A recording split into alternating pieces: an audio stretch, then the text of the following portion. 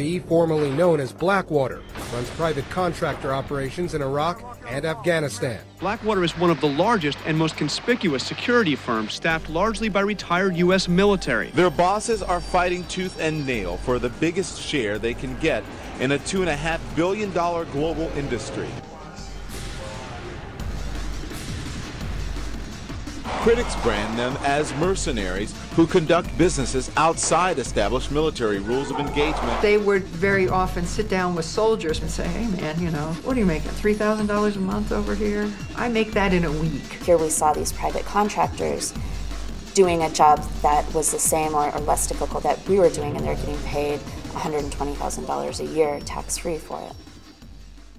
Blackwater has been literally getting away with murder for years.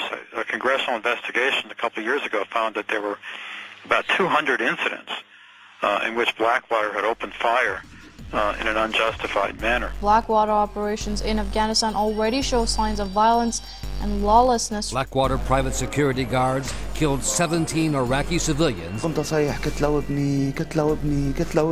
company approved secret bribes. The company was smuggling weapons. Another shooter who had no reason for firing was bragging and gloating about his kill. 2 former Blackwater contractors were arrested on murder charges in the killings of 2 Afghans. The Blackwater personnel intentionally using unnecessary, excessive, and unjustified deadly force. They have further destabilized the region, and they're making it much less safe. In other news from Afghanistan, the company formerly known as Blackwater is in the running for a contract potentially worth $1 billion to train Afghanistan's national police force.